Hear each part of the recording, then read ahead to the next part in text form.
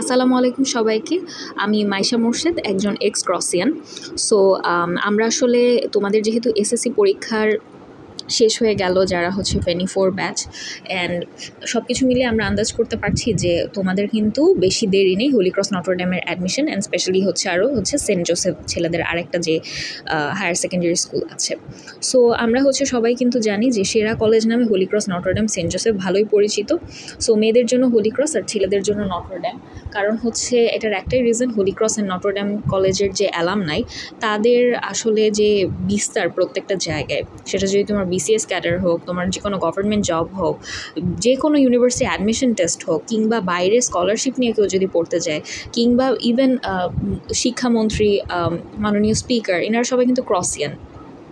তো দেখা যাচ্ছে যে প্রত্যেকটা সাকসেসফুল ক্যারিয়ার তুমি যাই চিন্তা করো, গায়ক হোক, অভিনেতা হোক, সব কিছুই কিন্তু দেখা যায় যে এই কলেজের স্টুডেন্টরাই কিন্তু থাকে। তো এটা নিয়ে যদি দেখা যায় যে এই কারণে হোলি ক্রস নটরডেম কলেজ সব ছেলেমেয়েদেরই ড্রিম কলেজ। সো অফকোর্স এটাই স্বাভাবিক যে তুমি যখন তোমার এসএসসি দিয়ে দিলা, তোমার অফকোর্স টার্গেট থাকবে তুমি এই কলেজগুলোতে ভর্তি পরীক্ষা দাও। এখন আমরা জানি যে সব কিছুই লাক বলে একটা ব্যাপার থাকে, কিন্তু সেই সাথেও আমাদেরকেও কিন্তু যথেষ্ট পরিমাণে পরিশ্রম দিতে হয়। আমি আমার বেস্টটা দিতে থাকবো, এরপরে আল্লাহ যা করবেন সেটাই হবে। তো সৃষ্টিকর্তার উপর ভরসা রেখে আমাদেরকে আমাদের বেস্টটা দিতে হবে। এখন অ্যাজ এ সিনিয়র ক্রসিয়ান হিসেবে আমি তোমাকে কি গাইডেন্স দিব, এবং যেহেতু আমি এবং আমার টিম 3-4 বছর ধরে হোলি ক্রস নটরডেমে চান্স পাওয়ার জন্য স্টুডেন্টদের জন্য কাজ করেছি। ইভেন আমাদের গ্রুপে কিন্তু এখন 773 জন মেম্বার। সো আমরা কিন্তু শুরু করেছিলাম একদম ফ্রি কোর্স হিসাবে। সেই ক্লাসগুলোও কিন্তু আমরা আমাদের পেইড এক্সাম ব্যাচে পরে ফ্রি করে প্রোভাইড করে দিয়েছিলাম। সো আমাদের যে পেইড অ্যাডমিশন ক্লাসগুলো ছিল সেগুলো কিন্তু আমরা এখন ফ্রিতে প্রোভাইড করি যারা আমাদের এক্সাম ব্যাচে ভর্তি হয়। কারণ আমরা জানি যে পড়াশোনার ম্যাটেরিয়ালস আসলে যাই থাকুক না কেন, বেসিক ক্লিয়ারেন্স করাটা সবচেয়ে ইম্পর্ট্যান্ট। তাই বেসিক কিন্তু সবসময় সেম থাকে, তাই না? বেসিক কনসেপ্ট ঠিকমতো বোঝানোর প্রসেস কিন্তু সেম থাকে। সো ওই জিনিসগুলো ধরিয়ে দেওয়াটাই আমাদের মেইন টার্গেট। কারণ তুমি একদম স্ট্রেট ফরওয়ার্ডভাবে যদি বলে দেই, উদ্ভাস বা আরও কিছু অফলাইন যেসব কোচিং থাকে, ফিজিক্যাল কোচিং, সেখানে তোমার থেকে 5,000 10,000-এর মতো টাকা নিয়ে ওরা তোমার সময় নষ্ট করবে।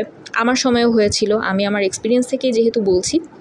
তো সেই সময় নষ্ট করে তারা তাদের যেই মিশন তোমার থেকে টাকা আদায় করা, সেটা তো করে ফেললো, কিন্তু তোমার থেকে মূল্যবান সময় নষ্ট করে তোমার যে স্পেসিফিক 1-to-1 মেন্টরিং দরকার ছিল, অর্থাৎ তোমার যে ল্যাকিংস সেগুলো ডিটেক্ট করে সেইভাবে তোমাকে মেন্টর করা, সেটা না করে জেনারেলাইজড কলেজ লেভেলের অঙ্ক করিয়ে তোমার সময় নষ্ট করে।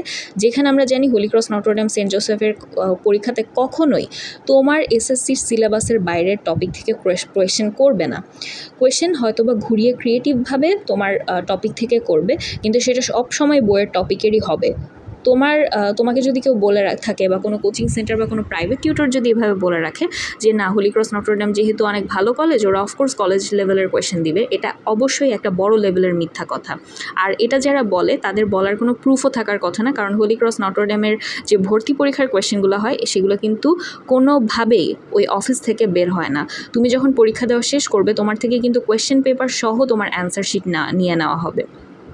সো তোমাকে বাইরের কোনো মানুষ সে নটরডেম কলেজে, হোলি ক্রস কলেজে না পড়ে থেকে যদি এক্সপিরিয়েন্স ছাড়া যদি কেউ বলে জাস্ট বিকজ কোনো ভালো কোচিংয়ের সেন্টারের টিচার, তাও তুমি তাকে বিশ্বাস করতে পারবে না। এখন ব্যাপারটা যে পুরো প্রসেসটা আসলে কী হয়, তোমরা যদি হোলি ক্রস নটরডেম কলেজের অফিসিয়াল ওয়েবসাইটে দেখো, এবং আমি বলবো যে কোনো মানুষের কথা না শুনে, কোনো লিফলেট পোস্টার না দেখে তুমি ডিরেক্ট হোলি ক্রস নটরডেমের অফিসিয়াল ওয়েবসাইটটা চেক করবা। সেখানে ওদের কিন্তু অ্যাডমিশন নোটিসে পুরো সার্কুলারটা দেওয়া থাকে, তোমার ন্যূনতম যোগ্যতা কত লাগবে, তারপরে তোমার ওভারঅল তোমাকে কী সাবজেক্টে পরীক্ষা দিতে হবে। আমি যেহেতু সায়েন্সের স্টুডেন্ট, তুমি দেখবা যে সায়েন্সের স্টুডেন্টদের জন্য কিন্তু physics, chemistry, biology, higher math, শুধু হায়ার ম্যাথমেটিক্স, কিন্তু জেনারেল ম্যাথমেটিক্স না।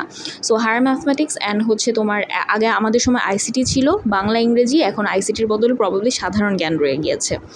সো এটাই ব্যাপার। তো মেইন চ্যালেঞ্জ হচ্ছে যে কীভাবে পড়তে হবে জিনিসটা হচ্ছে তুমি যেহেতু এসএসসি দিয়ে ফেলেছো, অফকোর্স 2 বছরে তোমার বইটা অসম্ভব ভালোভাবে রিডিং পড়া হয়ে গিয়েছে।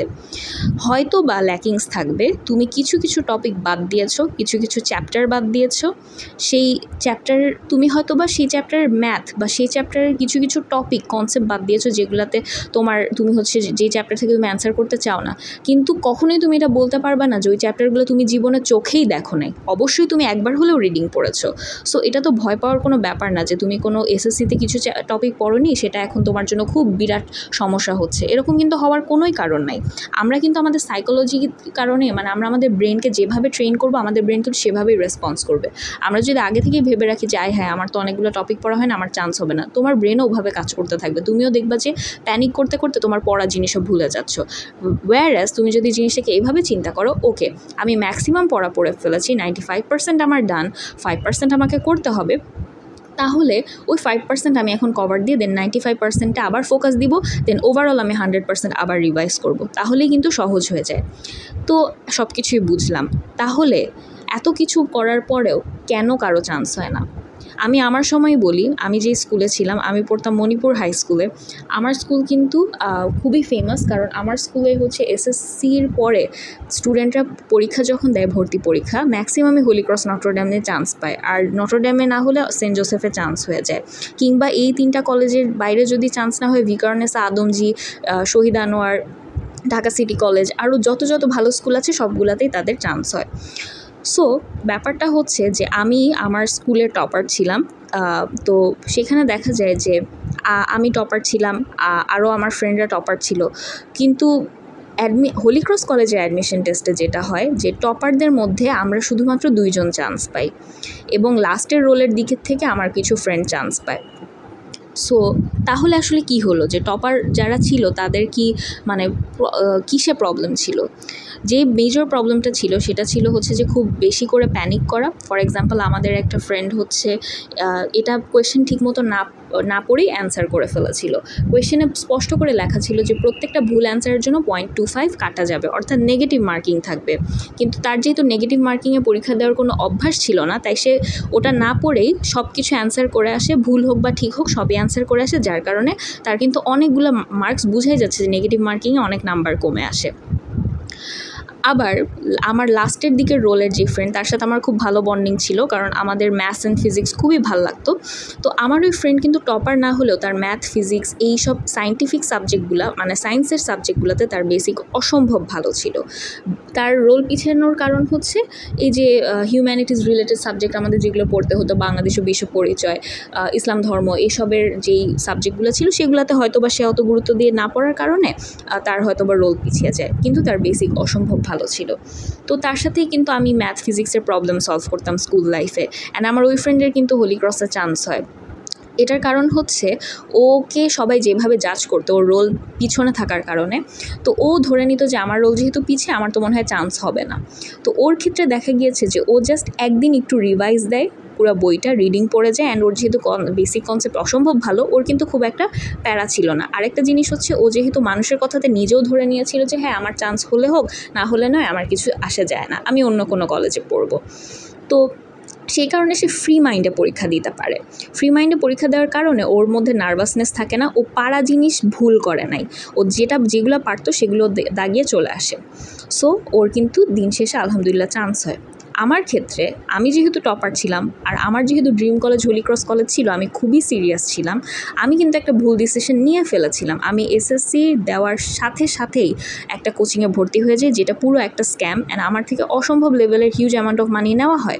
5,000 টাকা কিন্তু কম টাকা না, অ্যান্ড সেখানে খুবই কলেজ লেভেলের যত কোয়েশ্চেন, ট্রিগনোমেট্রিক ফর্মুলাস, যত কমপ্লেক্স অঙ্ক আছে সেগুলো করানো হতো।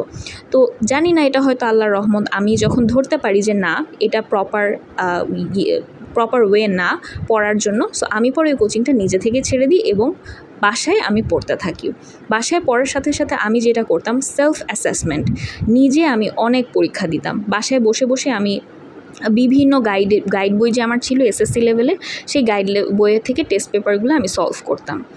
সলভ করে যেটা হতো, আমি যেটা পড়েছি সাথে সাথে আমি নিজেকে অ্যাসেস করে নিতাম, যাচাই করে ফেলতাম যে আমার অবস্থা কীরকম।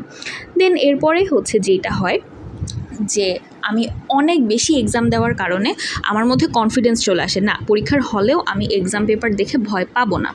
আরেকটা ব্যাপার হচ্ছে যে অনেকেই শুধু এমসিকিউ এর প্রিপারেশন নেয়, আবার অনেকে শুধু রিটেনের প্রিপারেশন নেয়।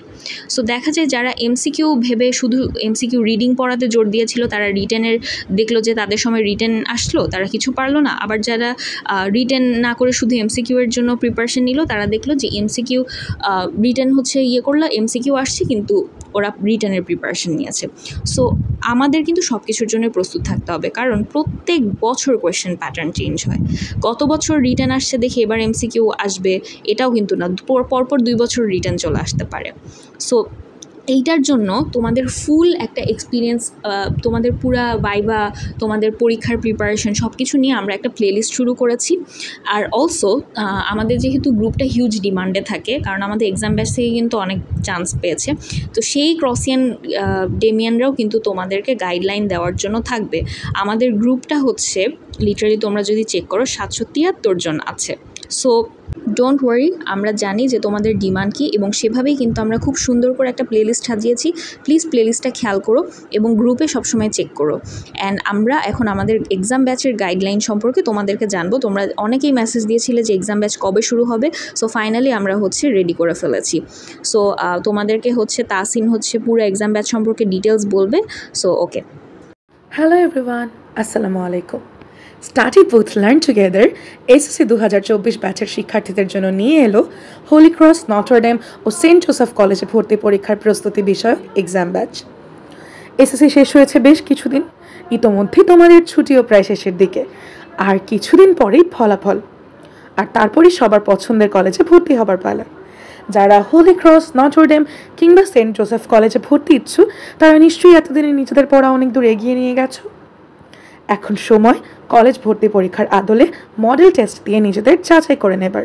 তাই আমরা নিয়ে এসেছি ফিজিক্স, কেমিস্ট্রি, বায়োলজি, বাংলা, ইংরেজি, হায়ার ম্যাথ ও আইসিটির উপর বিষয়ভিত্তিক পরীক্ষা ও মডেল টেস্ট।